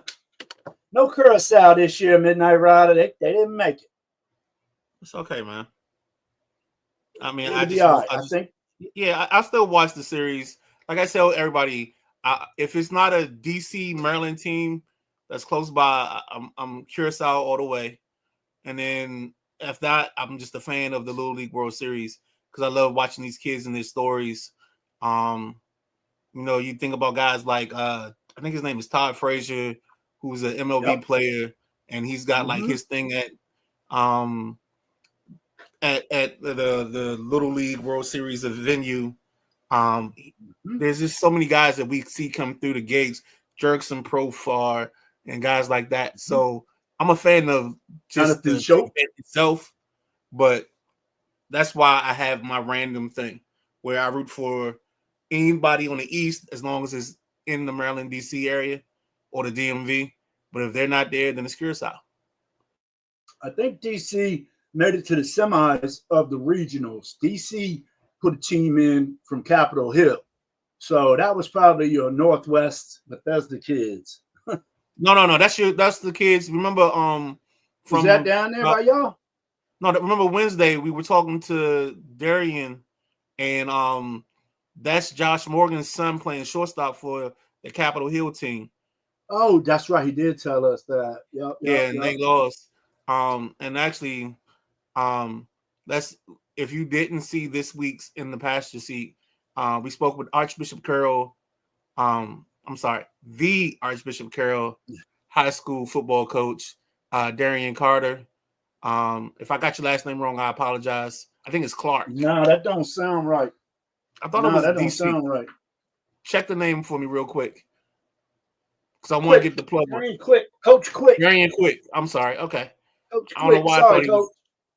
Sorry, Coach. But yeah, Darian Quick, Archbishop Carroll, home of the 333, home of the Lions, the mighty Lions. You know, we got people that's been on the show that know about that feeling of Carroll pride, but we ain't gonna get into all that, and I ain't gonna run off with this. KG, can you break us and let's go to our come back with our Hall of Fame question? Sure enough can, ladies and gentlemen. Stay tuned. We'll be right back.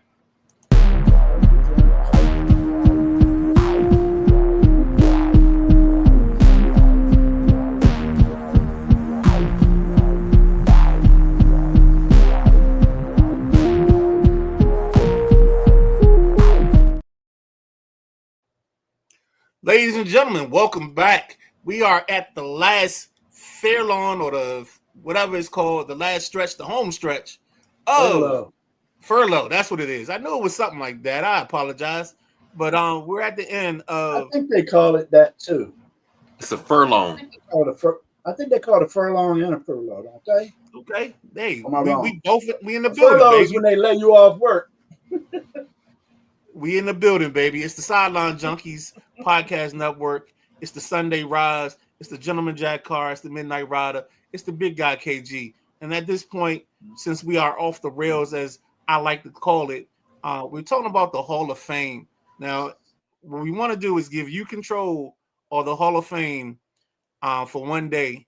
And there's 5 moves that you can make. Again, this process is adding, subtracting, and it looks like I didn't put a specify which Hall of Fame. So if you want to go into basketball, baseball, it don't matter. We're talking about the Hall of Fame. KG, great. You can take it away. Ooh. You let me go first? Yes, KG. Oh, God. Okay. It's only 5. It's only 5. Yeah. So you're going to add Rod Strickland. You're going to add Rod Strickland and What's her name? Kim Peratt?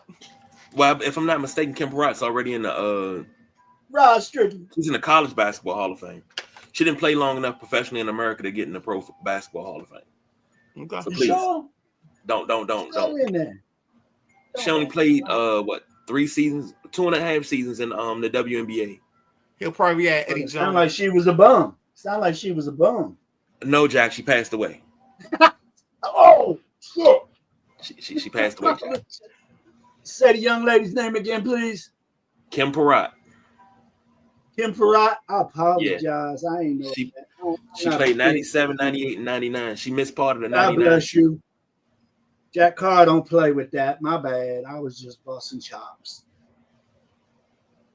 Dang. Fuck me up. Now, can I make my 5 moves all the way across? I wish you would. I wish you would. All right. Take all that yet? My first move, Joe Jacoby in the Pro Football Hall of Fame. Okay. My second move, and I'm controlling all the Hall of Fames, Barry Bonds and the Baseball Hall of Fame. Okay. Say again. Say again. Barry Bonds Say again, in the Baseball Hall of Fame. All right.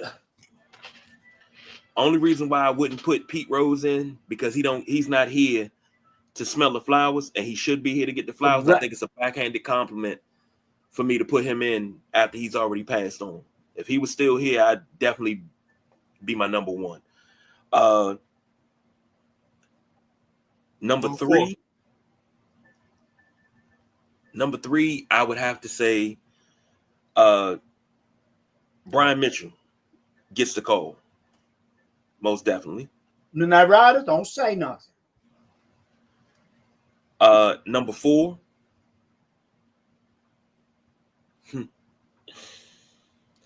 Probably one of the best point guards that ever played a game that does not get enough recognition. Mark Jackson gets a call to the Hall. And number 5, last but not least, I think I'm going to keep it basketball with this one. And I'm going to throw Mark Price in there as well, because that's one of the greatest shooters that never gets mentioned when you talk about great shooters. So give me Mark Price in the Naismith Basketball Hall of Fame. So let's recap what you got. Joe Jacoby, Barry Bonds, Brian Mitchell, Mark Jackson, and Mark Price. All right. So, ladies and gentlemen, if KG was in control of the Hall of Fame for one day, he's got that list going in. It looks like he didn't remove anybody. He just added people to the Hall of Fame. So next up is the gentleman Jack Carr. If you need time, I can go before you, but you let me know.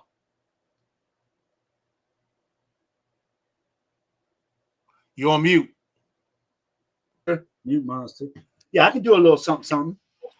I agree with KG on the Pete Rose thing. I don't want him to let Pete in now. I don't.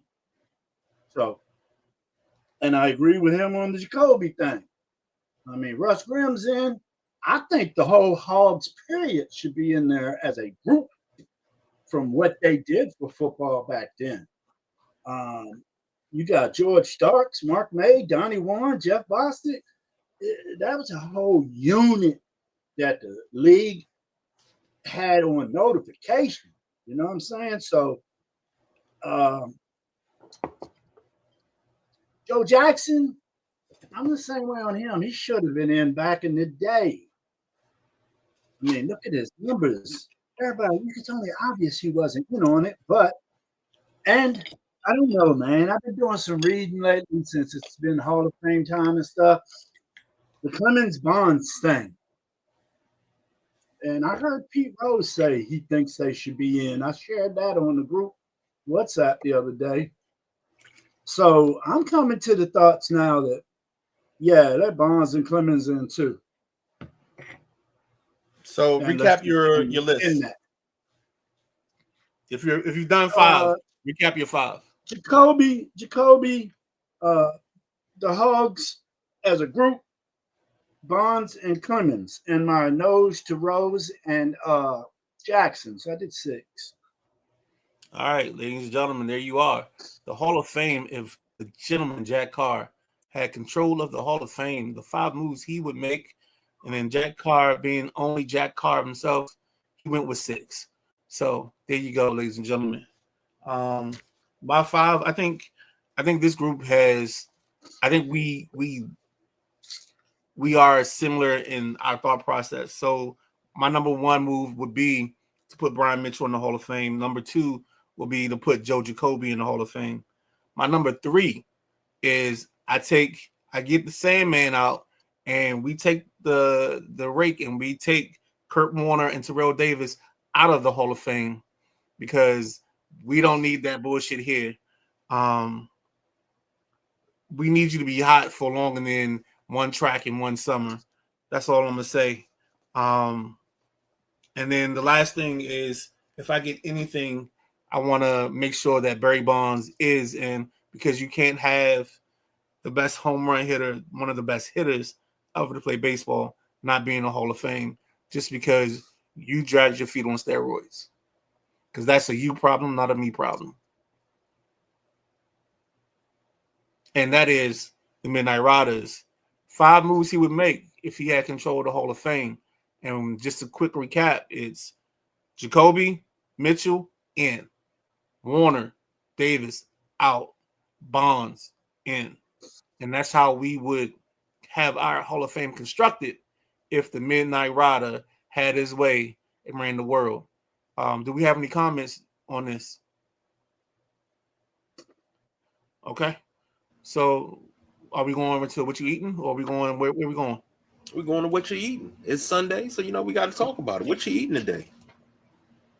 Man, I have been on this crazy run of tacos.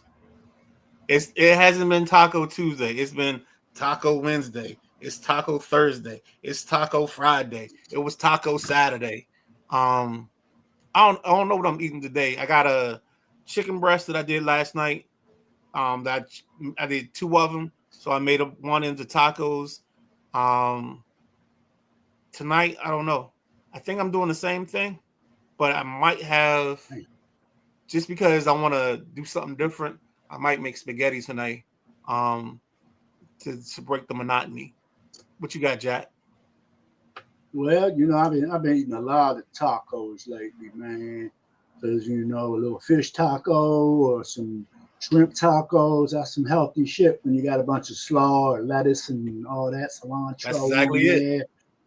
Squeeze a lime on that joker, maybe a little bit of pico on there. But I got a couple food trucks I'll be hitting. But tonight, my wife's gonna make some Caribbean chicken tacos with this little slaw, pickled slaw she puts on there. And I'm still on that fins and feathers diet, I'm calling it, and I'm doing pretty good. I just miss the snacks, man, during the day watching the game with a bag of chips or some Brussels or something. But gotta do what you gotta do, man, if you want to stay around. So I'm gonna try to stick with this diet and do it. Okay. That's what we eat, chicken tacos. I can't be mad at that. But we don't even have anything on the slate for today. What? I don't think we don't have anything on the slate. That's hard to believe. Yeah. Lovey don't have the slate ready? Well, shoot. Normally she did what day was that? It was not too long ago, a couple days ago, maybe a day or 2 ago. She's like, you know what? I need to fix something to eat. I'm like, okay, she gonna fix something small. She baked chicken. She baked party wings and legs. She smothered them in gravy. And then she made mashed potatoes, broccoli, and then she made a cake. And I'm like, yeah, we about to be in a coma. Yeah, for sure. So, yeah, I feel sorry for your bathroom. Yeah, we about to be in a coma. We had Do you use I'm with you everywhere what you said. So I got slaw. Sometimes I do the rice. I'll do a rice base, add slaw. I'll get tomatoes, dice the tomatoes up, dice my onions up.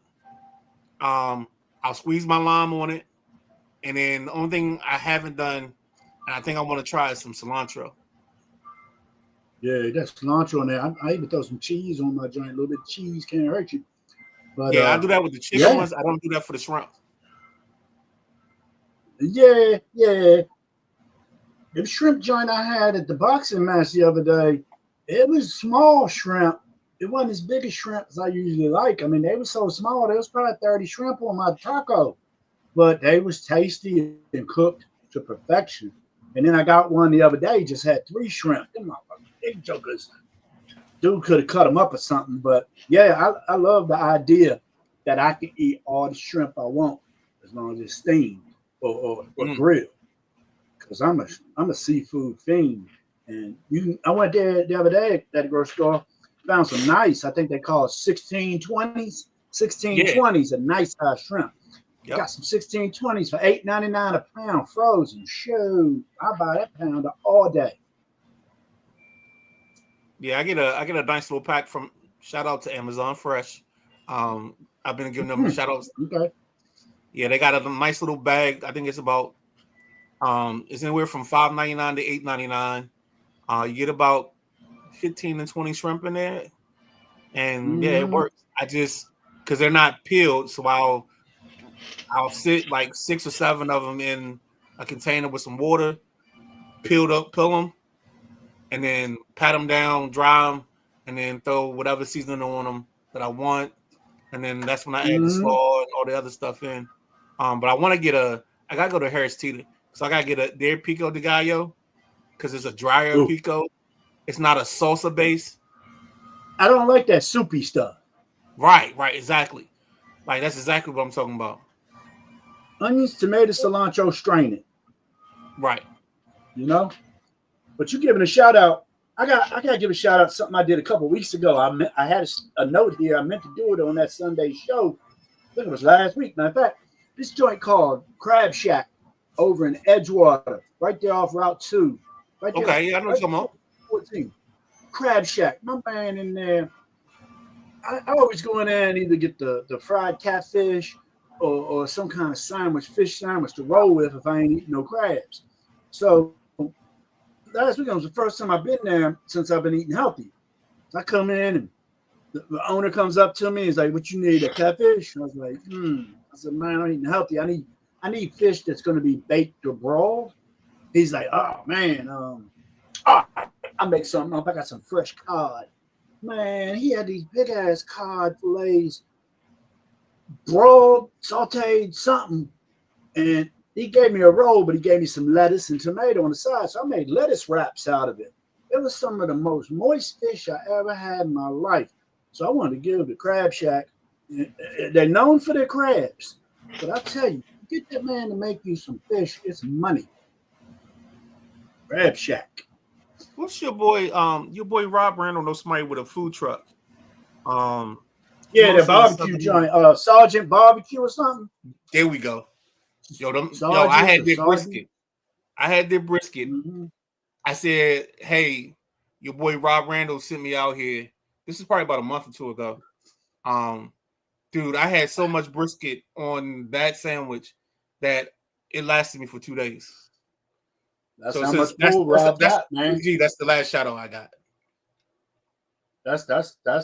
I'm telling you, man. You see, Rob turned us on to Daryl, and you see how Daryl treated Rob. If Rob turned you on to something, yeah, I just got the next time he's back at the Ford on 301. I'm going. Mm-hmm. Well, Rob, he's really busy with his golf tournament right now. He's got a golf tournament coming up in September, but there's a lot of fundraising and running around getting the gifts for the event. So he's really busy doing his Special Olympics, Mr. Peanut Frozen Chosen golf tournament. After that, he said he will come in the passenger seat with us, and you guys will really get to see what a great guy Rob Randall is when he comes in the passenger seat. He's my dog. Coach Jackson, when's the sideline potluck? I don't know if we're going to. That's a good idea. I don't know if That's we're doing a great idea. But One game day, one Sunday, we get a potluck over KG's house. Nah, we gotta go. We might have to Wake go to up, BJ's. KG. All right, I'll go BJ's. He's in law. He's even closer. Tell I'm Lovey up. I'm inviting everybody to your house. Good luck. Yeah, buddy. We gotta find parking. Oh, 3-piece and a biscuit. No. All right. Where's the 3-piece from? I'm telling you. No, that was a 3-piece and a telling you. biscuit from having the triple header 3 for shows. Oh, for 3 shows. In the past. okay. I'm trying to get up with DJ Woody and go to a watch party with him for an away game. He goes to people's cribs and they have spread and plenty of room. And he told me, holla at him, that he'll get up and tell us one of the spots he's going to be at, because he posts videos from his when he's at the game and when he's at a watch party. So definitely want to get up with DJ Woody this year. He's Washington Commanders super fan and writer of the new fight song for the Washington Commanders, Left Hand Up. So everybody check out DJ Woody O'Goody. Man, I told you, Tom. I remember when that song first dropped, how much I did not like that song. But Tom, I didn't like it either. Tom heals all things, man. Winning heals all things. Yeah. No. Jack, let me tell you something. Midnight Rider, I would play it. He'd just be like, oh, okay. And then after every win, I would play it. And all of a sudden, you see that left hand go up. I didn't say that. You play it, I'd lean my head. I didn't like it. And it grew on me, man. But you know what? I loved it from the beginning. Well, I took to the name Commanders kind of harsh. You know, but that's why I took to the name Commanders. Freely. Listen to me. I've said it 4 times today. But no, I think there's a couple things that we have in play. I think we were staunch on the name, and the Commanders thing is one thing. But like I tell anybody, for me, I will never accept Washington football team. I want my team to have a name, and I think all team names suck. I think the only difference is either they've been around forever and we're used to it, so we say it and it rolls off our tongue, or the team has won a lot and the winning makes the name sound good. So that's why Celtics, Lakers, Dodgers and all that stuff works. It's not because the name is a great name. It's because the name is established. And I thought that's the whole thing. After 2-2-2, that was my thought process. And that's what I said on the show. I was like, the name doesn't matter until you put something behind it, until you put work. It's like faith without action. If you have faith and you don't have no actions, it's not going to work. That's the Sunday Rise, Sunday Special. If you don't hear it, make sure you hear it. Put the money in the collection plate. But no, I just think that we gotta the name has to have some work behind it. And I think last season was the beginning. And I told y'all that I saw the difference when I was going to the store. I go to the store week 1, I had my gear on, nobody had gear on. Week 5, I got my gear on. It's like 2 other jokers with gear. Then it started just progressing. I kept seeing more and more of our gear. So I can't wait to see the opening of this season. Well, I tell you this, that football team era, I was good with that because I felt like we people weren't giving us a chance. And if I'm not mistaken, didn't we sweep Dallas that year? Don't matter. We didn't have no. I feel like. Hold on. Go ahead. Yes, we did. How long was we football team? 1 year. 1 year. That's all. Yep. Yeah. And all them Bammers bought that gear. Yeah. I got none. I bought no football team gear. Just got my first piece of Commanders gear last year. That particular year, when what was that, 2020? When we came out as the Washington football team. Is that right? We went 7-9. And people were talking about, oh man, y'all ain't got no name. Ha, y'all ain't got no name. And watching the Game of Thrones, Arya Stark said it best. I said, we're the Arya Stark of the NFL. A team has no name. And we made the playoffs. We won all those games down the stretch with no quarterbacks and went to the playoffs. And I was like, a team has no name. I was so good with that because I was like, we have no name, but yet you guys are losing to us. What does that say about you? What does that say about you? And I love playing that up, especially with Dallas fans. Dallas fans, oh my God, y'all don't have a name and yeah, but guess what? Look at what we're doing to you. We're dominating you. I'm good with that. I'm okay with that. So I was good during that time. Hey Jack, when you get a chance, we need to reach out to PVA and see what's up with them, see what they got coming up. They got something. They got something coming up in October. Is what I'm hearing. I'm talking with another boxing cat, William. First name William. One of his fighters fights in some of Daryl's events.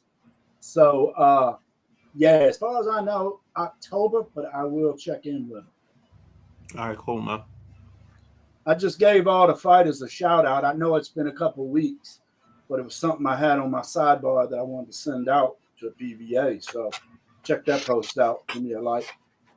All right, cool, man. I got you. Well, time to wrap that thing up. So let's give up some final thoughts real quick. Start with the Midnight Ride. Well, start with Jack, then go to the Midnight Ride, and I'll finish it off.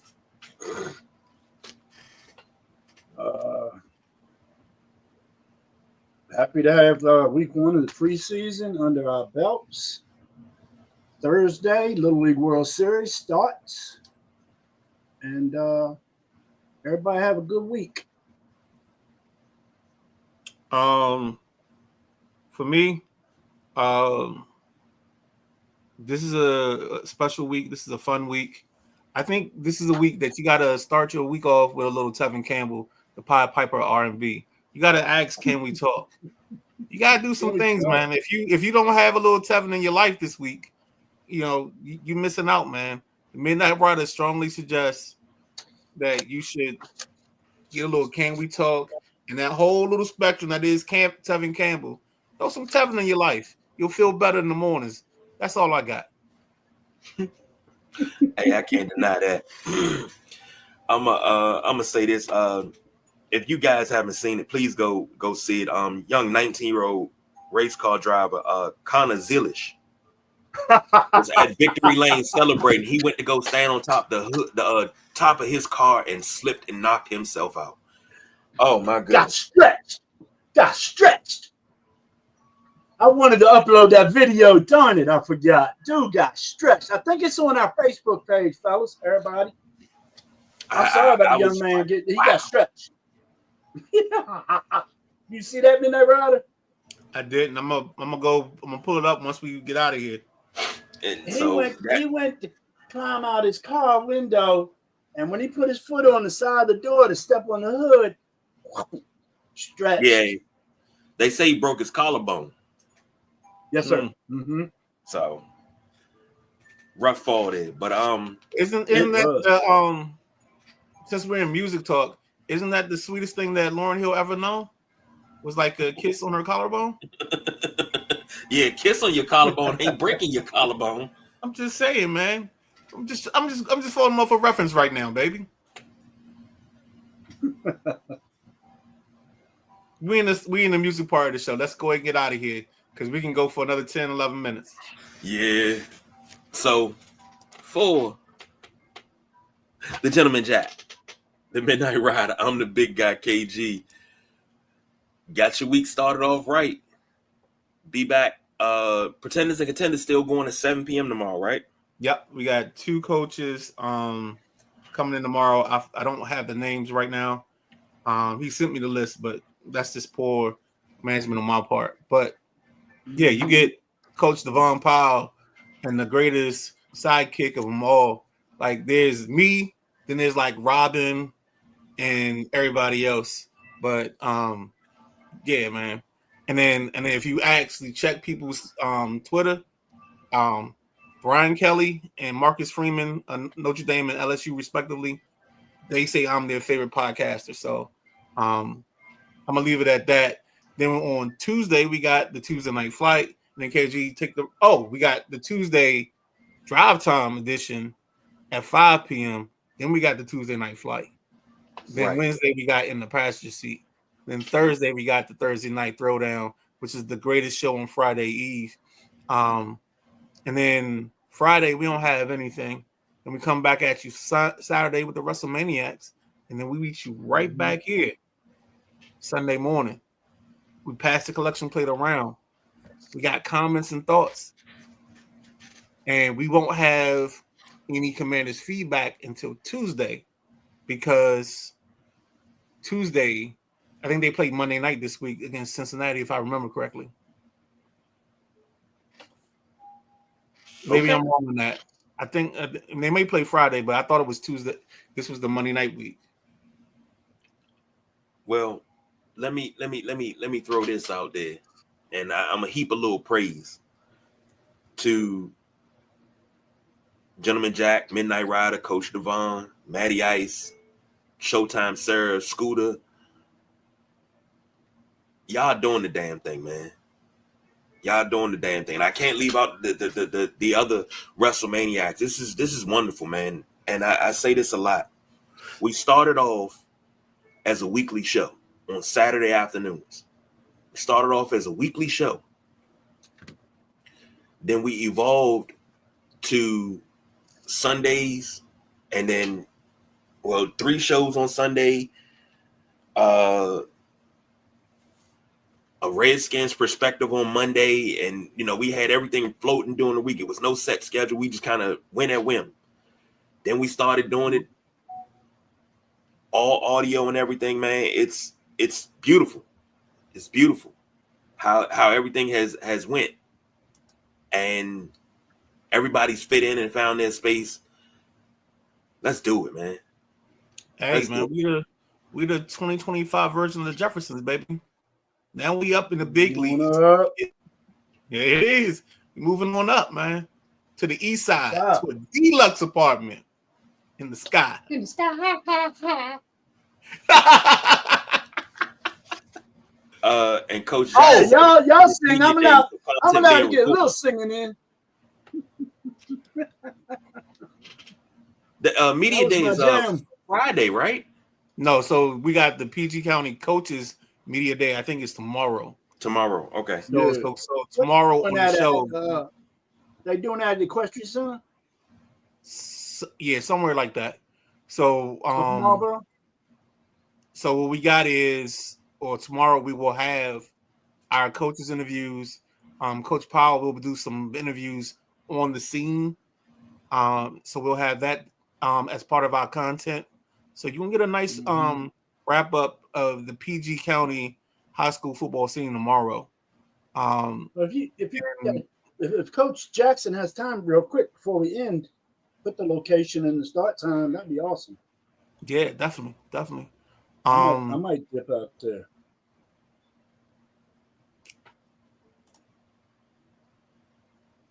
Actually, I'll have Coach Powell email it to me or text me, and then I'll send it to you, Jack. That'd be great. Sounds awesome. All right, cool. All right.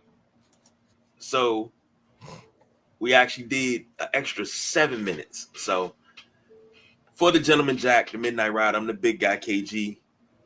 We are out of here.